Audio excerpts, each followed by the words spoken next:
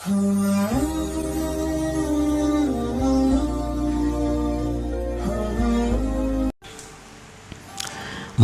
a'ataka ashhadaka birrah wa mata mana'aka ashhadaka qahrah fahuwa fi kulli hal muta'arrifun ilaik wa muqbilun biwujudi lutfihi alaik, yang artinya manakala Allah subhanahu wa ta'ala memberi sesuatu kepada engkau, maka Allah sebenarnya mempersaksikan kepada engkau akan kebaikan Allah. Dan apabila Allah Ta'ala mencegah sesuatu daripada engkau, maka Allah mempersaksikan kepada engkau akan qaharnya, akan sifat memaksanya. Maka dia Allah pada tiap-tiap keadaan memperkenalkan kepada engkau dan berhadap dengan adanya kelembutannya atas engkau. Nah, itulah makna arti terjemah dari hikmah yang ke-91 ini. Al-ata wal man'u halatani la budda lil 'abdi ay yataqallaba bi wahidatin minhuma. Bermula al-ata. Al-ata itu artinya adalah sesuatu yang diberikan Allah kepada kita yang sesuai dengan keinginan kita. Nah, itu namanya al-ata. Pemberian-pemberian Allah kepada kita yang sesuai dengan keinginan kita. Wal man'u, dan mana itu artinya adalah sesuatu yang tidak sesuai dengan apa yang kita inginkan. Allah memberikan kepada kita sesuatu yang tidak sesuai dengan keinginan kita. Itu disebut namanya al-mana. Nah, dua keadaan itu pastilah dialami oleh seorang hamba. Kadang-kadang dia berbulak-balik pada keadaan yang selalu dia ingini, dan kadang-kadang si hamba itu berada dalam keadaan yang selalu dia tidak mengingininya.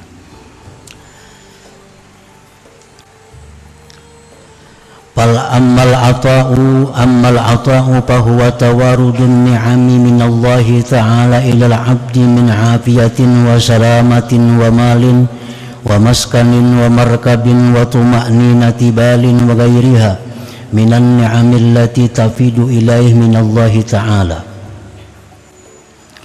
Bermula pengertian al-ata adalah berdatangannya nikmat dari Allah kepada hamba, daripada afiat, sihat jasmani dan ruhani, selamat, harta, tempat tinggal, kendaraan, ketentraman hati, dan selainnya daripada nikmat yang datang kepada engkau dari Allah Subhanahu wa ta'ala.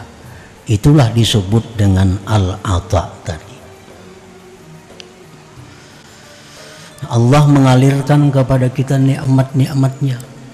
Kita diberinya sihat ruhani, jasmani, diberinya keselamatan, diberinya keamanan, diberinya harta, kendaraan, tempat tinggal, hati yang tenang, pasangan yang menyenangkan, anak yang salih dan salihah. Itu namanya adalah al-ata.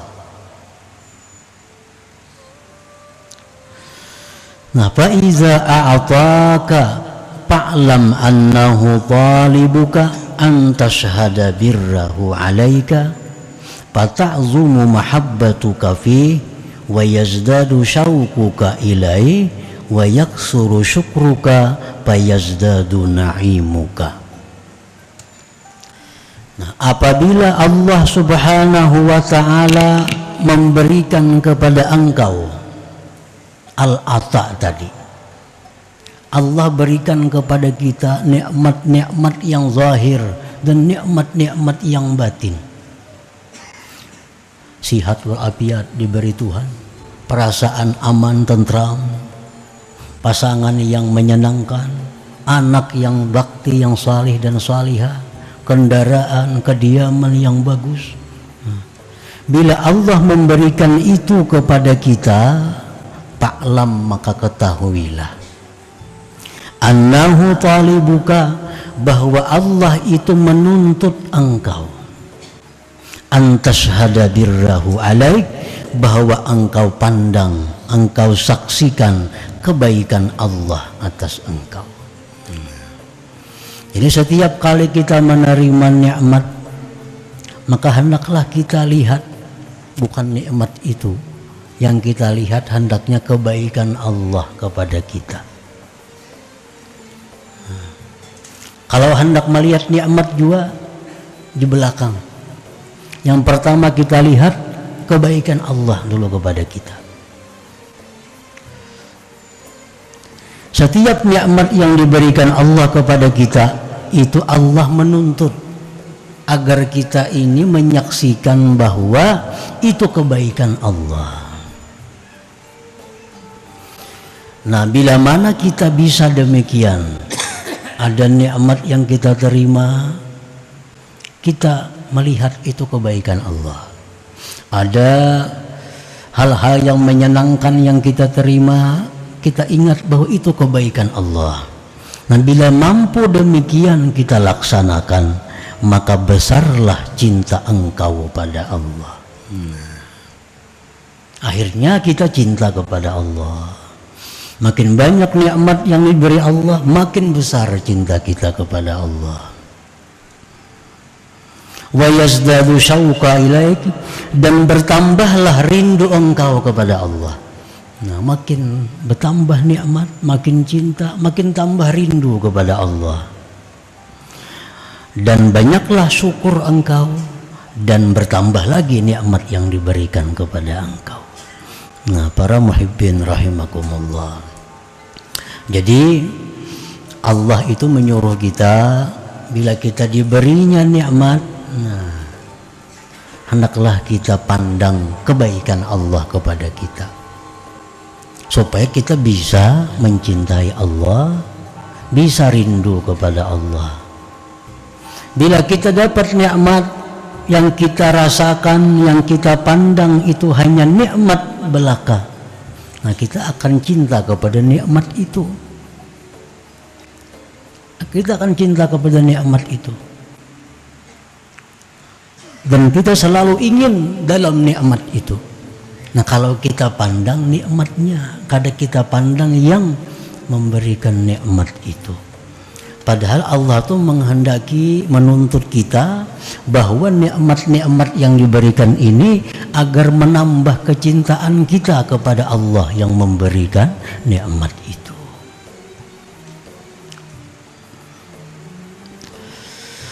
Nah, wa ammal man'u, adapun mana, bahwal masaib. Al-mana' itu adalah musibah-musibah, kamaradin, seperti sakit, wa khawfin ba'da amnin, ketakutan, takut perampok, takut bencana, takut macam-macam takut dalam hati. Wa nuqsani malin, berkurangnya harta. Tahun tadi bisi harta sekian, kenapa tahun ini sedikit? Tahun tadi berisi ini, kada ada lagi. Tahun tadi bisa kebun, kada ada lagi. Tahun tadi bisa kendaraan ini, kada ada lagi. Nah, berkurang. Itu contoh mana ngarannya.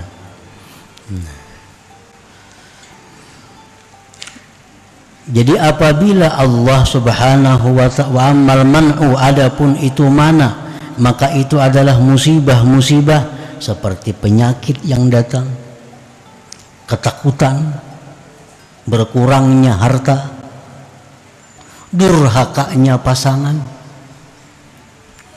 Berisi bini kada menyenangkan hati, berisi laki kada menenteramkan hati. Nah ini termasuk musibah. Kan mestinya Allah menciptakan laki bini itu untuk saling menyenangkan. Ini datang mengejiwakan, bini kecewa, laki kecewa. Nah ini musibah dari Allah.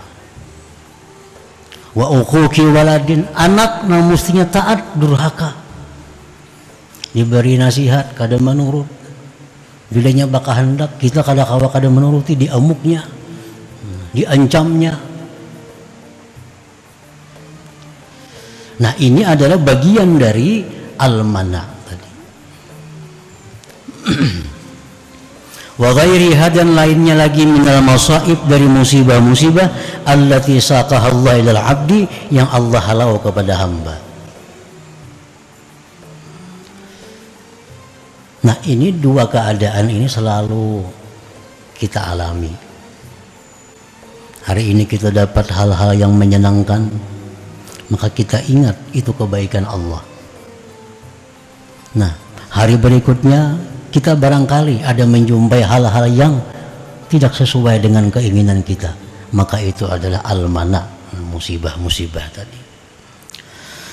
Fa'idha manahaka fa'alam annahu talibuka an tashhada qahrahu alaik fatakhafu minhu wa takhda'u tahta qahrih fadamat ibadatuka wa zadat ta'atuka lah fakathura sawabuka wa qallat dhunubuk. Nah, apabila Allah Subhanahu wa ta'ala mencegah kepada engkau, dulunya sehat, nah sekarang sakit, padahal sudah hati-hati, pemantang sudah baarit, makan obat aktif, check up rutin, sekalinya garing juga, nah sakit juga.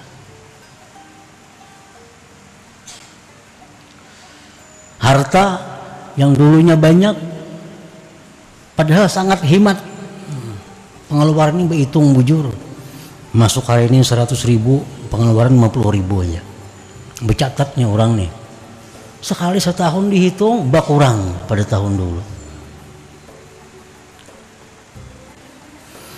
Nah pasangan yang dulu baik, dulu rukun, sekarang cekcok, kada menyenangkan lagi. Anak yang dulu baik jadi durhaka. Nah bila Allah memberikan itu kepada kita, fa'lam, maka ketahuilah annahu talibuka, bahwa Allah itu sebenarnya menuntut engkau antashhada qahrahu alaik, bahwa engkau menyaksikan akan qaharnya Allah atas engkau. Allah tuh ada punya sifat, ada punya nama Al-Qahar, yang artinya maha memaksa. Nah Allah tuh maha memaksa. Kita kada kau bakutik, nah, kehendak kita tuh kada jalan lalu. Program kita sudah bagus dirancang, gagal total. Kalau Allah itu menampakkan qaharnya, Allah ini maha memaksa kehendak. Kehendak Allah itu selalu jadi. Nah, jadi bila kita mengalami hal-hal yang tidak sesuai dengan keinginan kita, maka hendaknya kita lihat bukan hal-hal yang mengecewakan itu. Kada perlu dicari gara-garanya, kada perlu dicari penyebabnya. Kenapa duitku berkurang maka aku sudah hemat? Kenapa aku sakit padahal aku sudah hati-hati? Kada perlu dicari itunya. Pak Allah menyuruh kita, menuntut kita bila demikian agar kita lihat itu qaharnya Allah. Qaharnya Allah. Allah itu maha memaksa. Bila mana kita melihat kita menyaksikan bahwa Allah itu punya sifat yang maha memaksa, maka engkau jadi takut kepada Allah. Nah, jadi takut kepada Allah, jadi tunduk di bawah paksaan Allah. Bila sudah kita takut kepada Allah, maka rajinlah ibadah kita, rajin beribadah, banyak taat kepada Allah, maka banyaklah pahala dan sedikitlah dosanya. Nah, itu yang dituntut oleh Allah Subhanahu wa ta'ala. Jadi intinya, apabila Allah itu selalu memberikan kepada kita yang tidak sesuai keinginan kita, nah, itu artinya Allah menyuruh kita agar kita takut kepadanya, agar takut kepadanya dan perbanyak ibadah kepada Allah. Nah, itu terapinya demikian yang diberikan oleh Allah. Usaha ini gagal, berusaha macam ini rugi, usaha macam ini ditipu orang. Nah, ini jangan kada usah menyalahkan orang itu kada perlu. Itu sudah terjadi. Hendaknya yang kita pandang adalah bahwa ini Allah Subhanahu wa ta'ala memperlihatkan kepadaku sifat memaksanya itu. Nah, dengan demikian takutlah kita kepada Allah. Jadi kalau kita bangkrut dari usaha yang sudah kita rancang sedemikian rupa, kita bangkrut, kita perbanyak ibadah. Nah, kita tambah lagi taat kita kepada Allah. Nah, itu jalan keluarnya. Kada perlu mencari kenapa sebabnya ini, kemana orang, kada perlu itu. Nah, dengan kita perbanyak ibadah kepada Allah, begitu kita mengalami hal-hal yang tidak menyenangkan ini, nah, Allah akan dengan mudah membalikkan keadaan menjadi keadaan yang lapang. Nah, para muhibbin rahimakumullah. Qala ba'du syurrahil hikam, mata a'taka ashhadaka birrahu wa rahmatahu wa karamah, fa'arabta bidzalik annahu barrun karimun ra'upun rahim, fatata'allaku bikaramihi wa judihi duna ghairihi, fatataharraru min rikkit tama' wa yadhhabu ankal ghammu wal jaza', wa tatakhallaku aidan biwasfil karam war rahmati wal ihsan, fa inna Allah yuhibbu an yatakhallaqa 'abduhu bi khuluqihi wa fil hadis takhallaku bi akhlaqir rahman. Berkata sebagian ulama pensyarah matan hikam ini, apabila Allah Subhanahu wa ta'ala memberikan keinginan engkau, nah, kita hidup dalam keadaan yang selalu sesuai dengan keinginan kita. Kita membuka usaha ini untung, kita mencari jodoh, dapat jodoh yang bagus, yang menyenangkan hati, diberi anak-anak yang saleh, sehingga hidup kita ini kada ada gangguan.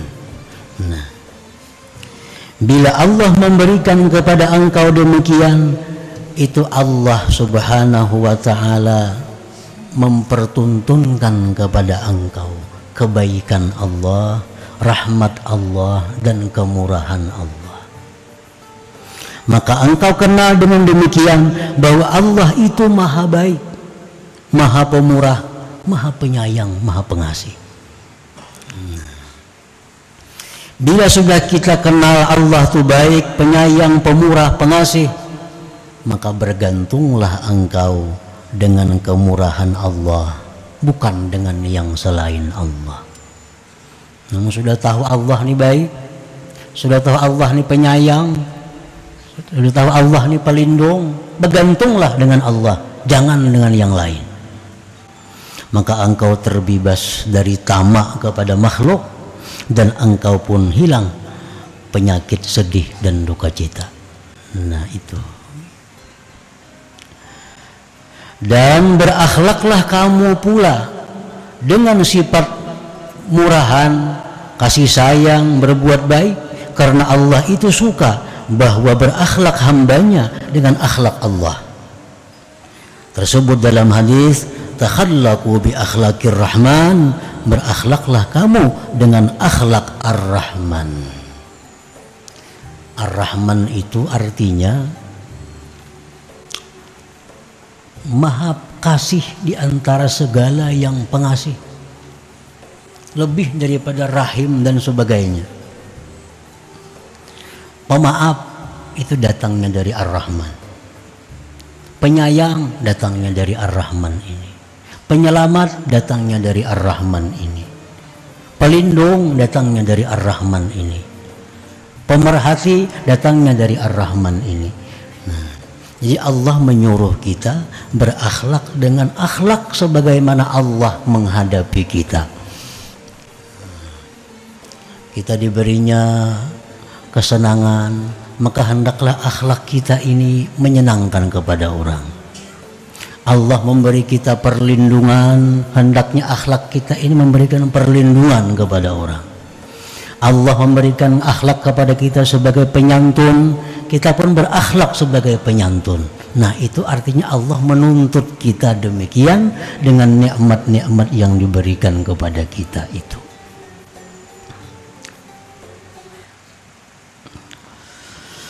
Wa mata mana'aka ashhadaka qahrahu wa kibriya'ah fa'arabta annahu qaharun jabbar faya'zumu khawfuka wa tastaddu haybatuka wa haya'uka minhu.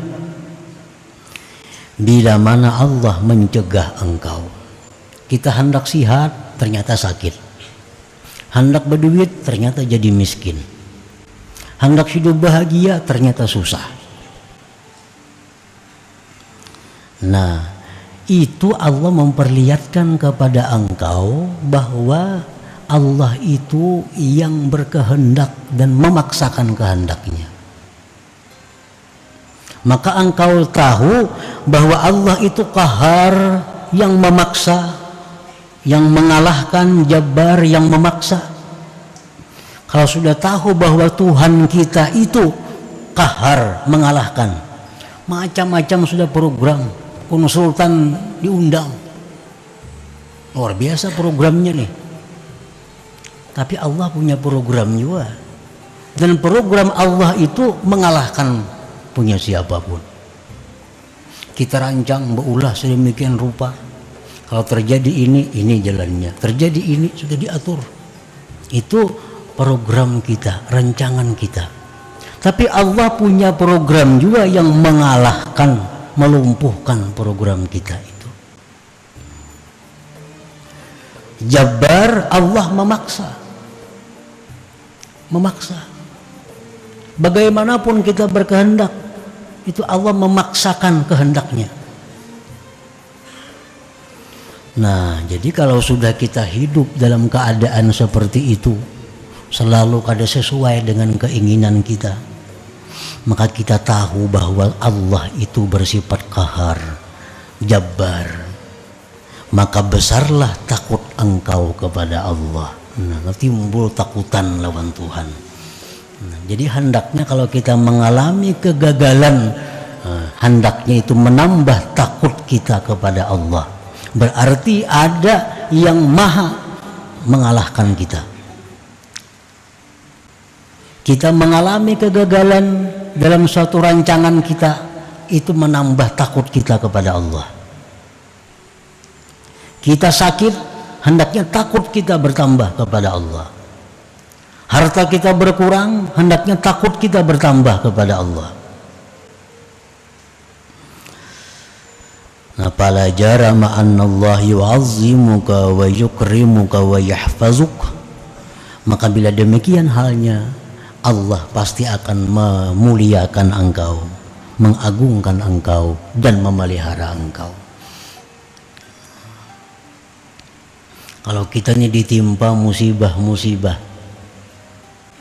lalu kita takut kepada Allah, takutnya kita kepada Allah, karena Allah yang punya Al-Qahar, Al-Jabbar, takut kita kepada Allah. Nah, maka Allah pasti akan mengagungkan kita, memuliakan kita, dan menjaga kita. Fa innallah yunazzilu 'abdahu ala qadri manzilatihi minhu, karena Allah itu menempatkan hambanya atas kadar tempat Allah dari hamba itu. Jadi seberapa cinta Allah tuh kepada kita, kita hendak mengetahui kayak apa cinta Allah tuh kepada kita. Jawabannya, seberapa cinta kita kepada Allah. Itu jawabannya. Kita ini apakah orang yang dimuliakan Allah atau orang yang tidak dimuliakan Allah? Jawabannya mudah. Seberapa engkau memuliakan Allah.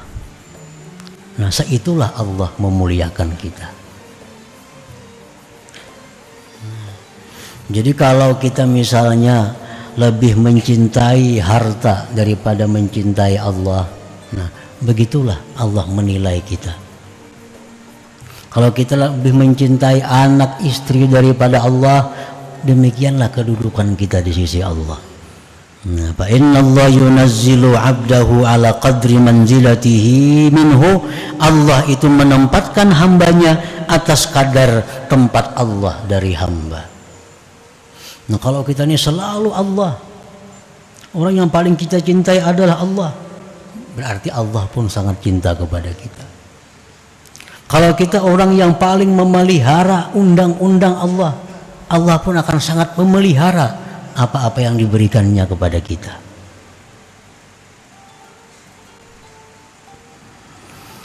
Fahuwa subhanahu wa ta'ala fi kulli halin min i'ta'in aw man'in talibun minka an ta'rifa bi sifatihi wa asma'ihi. Intaha bi ikhtisar wa hadab. Maka Allah subhanahu wa ta'ala itu pada tiap-tiap keadaan, baik keadaan memberi kita atau mencegah kita, itu sebenarnya Allah menuntut kita agar kita ma'rifat dengan Allah subhanahu wa ta'ala. Nah, sebenarnya intinya itu. Allah memberi kita macam-macam kenikmatan, hendaknya itu dijadikan alat untuk bisa ma'rifatullah. Allah memberikan kita berbagai macam kesusahan, hendaknya itu dijadikan alat untuk ma'rifatullah, mengenal Allah Ta'ala. Karena Allah itu bisa dikenal melalui jalur sifat-sifat keelokannya, penyayang, pengasih, pengampun. Dan Allah itu bisa dikenal melalui jalur sifat-sifat keagungannya, seperti maha mengalahkan, maha memaksa, maha menghinakan, dan lain-lainnya. Nah, setiap apa yang diperbuat Allah kepada kita, baik yang sesuai dengan keinginan kita atau yang tidak sesuai dengan keinginan kita, intinya hanya satu: Allah mengingini kita ini mengenalnya. Allah mengingini agar kita ini ma'rifat kepadanya. Jadi itulah sebenarnya apa yang dilakukan Allah kepada kita. Hanya satu yang Allah tuntut kepada kita, agar kita ma'rifat dengannya. Nah, kita datang nikmat, hendaknya jangan memandang nikmat ini. Yang pertama kita pandang, yang memberi nikmat itu ternyata orang yang sangat baik denganku. Dengan demikian kita bisa cinta kepada Allah. Dalam gagal, dalam kesulitan, jangan kita pandang sebab-sebab datangnya sulit, tapi hendaknya yang pertama kita pandang adalah bahwa Allah punya sifat yang berkehendak yang beda dengan kehendak kita. Kehendak Allah pasti akan jalan. Nah, dengan itu kita takut kepada Allah subhanahu wa ta'ala. Dengan takut kepada Allah, ibadah kita akan bertambah.